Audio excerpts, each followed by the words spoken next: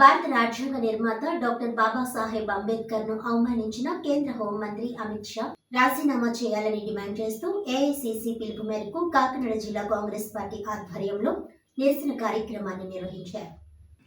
కేంద్ర మాజీ మంత్రి సిడబ్ల్యూసీ మెంబర్ ఎంఎం పల్లం రాజు ఆధ్వర్యంలో జిల్లా కాంగ్రెస్ కార్యాలయం నుండి జై బాపు జై భీమ్ జై సంవిధాన్ ప్రచారాన్ని ఇంద్రపాలెం కూడల్లో గల అంబేద్కర్ విగ్రహం వద్ద వరకు ర్యాలీ కొనసాగించి అంబేద్కర్కు దండ వేసి నివాళులర్పించారు.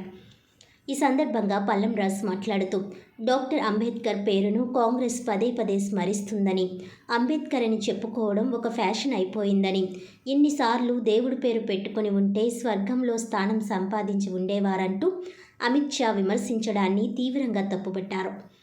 అంబేద్కర్ను అవమానించిన అమిత్ షా వెంటనే రాజీనామా చేయాలని కోరారు. దేశంపై చెరగని ముద్ర వేసిన గాంధీ, అంబేద్కర్, నెహ్రూ వంటి జాతీయ నాయకులపై రాక్షసీకరణను చిత్రీకరించేందుకు బీజేపీ నాయకత్వం ప్రయత్నిస్తోందని అన్నారు. అమిత్ షా వ్యాఖ్యలతో రాజ్యాంగం పట్ల బీజేపీ వైఖరేమిటో దేశ ప్రజలకు మరోసారి అర్థమైందన్నారు. ప్రధాని మోడీ కూడా అమిత్ షాను వెనకేసుకురావడం శోచనీయమని అన్నారు. అమిత్ షా దేశ ప్రజలకు క్షమాపణ చెప్పాలని, పార్లమెంట్ అమిత్ షాను బర్తరఫ్ చేయాలని డిమాండ్ చేశారు. ఈ కార్యక్రమంలో కాంగ్రెస్ పార్టీ జిల్లా అధ్యక్షులు మాదేపల్లి సత్యానందం, ఏఐసీసీ సభ్యులు మల్లెపూడి శ్రీరామచంద్రమూర్తి, ప్రసాద్, నగర అధ్యక్షుడు చెక్కా నౌకరాజు తదితరులు పాల్గొన్నారు.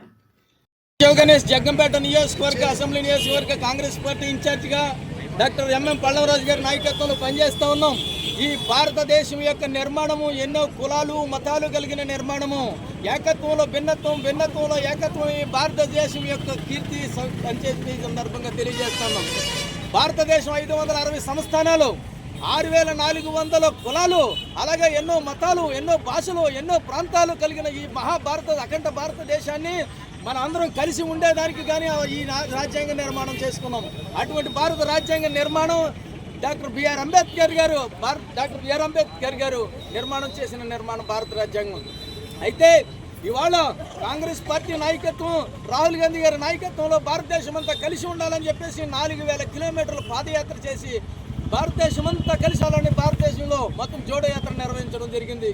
కుల వైషమ్యాలు, మత వైషమ్యాలు ఉండకూడదు, అందరం కలిసి ఉంటేనే, అన్ని ప్రాంతాల్లో కలిసి ఉంటేనే భారతదేశం యొక్క మనుగడ సాగుతుందని చెప్పేసి కాంగ్రెస్ పార్టీ ఒకవైపు నుంచి ప్రయత్నం చేస్తూ ఉంటే, ఇవాళ ఈ బీజేపీ పార్టీ వేదికగా చేసుకుని సంఘ్ పరివార్ కానీ ఆర్ఎస్ఎస్ వారు కానీ భారతదేశాన్ని విడదీసి ముక్కలు చేసి పరిపాలించాలి, భారతదేశాన్ని విడదీయాలన్న ఆలోచనతో వాళ్ళు పనిచేస్తూ ఉన్నారు. మిత్రులారా, భారతదేశంలో ఉన్న ప్రజలందరూ గమనించవలసిన అవసరం ఉంది, ఆంధ్ర రాష్ట్ర ప్రజలందరూ గమనించవలసిన అవసరం ఉంది. వాళ్ళు ఖచ్చితంగానే భారతదేశాన్ని విడదీయడానికి, ముక్కలుగా చేయడానికి మత ప్రాతిపదికను విడగొట్టాలి, కుల ప్రాతిపదికను విడగొట్టాలి, ప్రాంతీయ.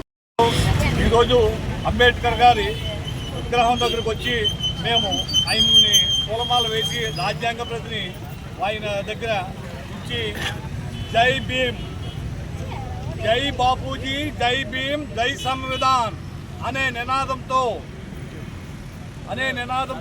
1 సంవత్సరం పాటు ఈ కార్యక్రమం కాకినాడ జిల్లాలోని ప్రతి నియోజకవర్గంలోని, ప్రతి మండలంలోని, ప్రతి గ్రామంలోనికి అన్ని ప్రజలందరి వద్దకు చేరే విధంగా మేము కార్యక్రమాలు నిర్వహిస్తామని ఈ సభాముఖంగా మా నాయకుల ఎదుట హామీ ఇస్తున్నాను.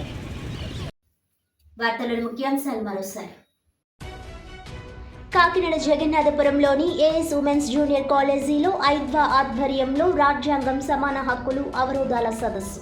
రాజ్యాంగం ఇచ్చిన హక్కులు ఉన్నప్పటికీ విధి విధానాల అమల్లో లోపాల వల్ల హక్కులు అందరికీ సమానంగా అందట్లేదన్న ఐద్వా అఖిల భారత ప్రధాన కార్యదర్శి మరియం దావెలే.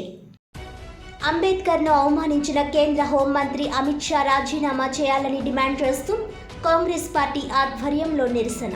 జై బాపు జై భీమ్ జై సంవిధాన్ ప్రచారాన్ని నిర్వహించి అంబేద్కర్ విగ్రహానికి పూలమాలలు వేసి నివాళులర్పించిన కేంద్ర మాజీ మంత్రి సిడబ్ల్యూసీ మెంబర్ ఎంఎం పల్లం రాజు.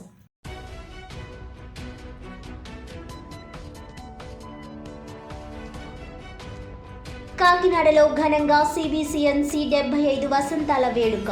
సంస్థ మరిన్ని సేవలు అందించేందుకు తన వంతు సహకారం అందిస్తానన్న కాకినాడ ఎంపీ తంగెళ్ల ఉదయ్ శ్రీనివాస్. ఈనాటి వార్తలు ఇంతటితో సమాప్తం. తిరిగి వచ్చే బులెటిన్లో మళ్ళీ కలుద్దాం. అంతవరకు సెలవు. నమస్కారం.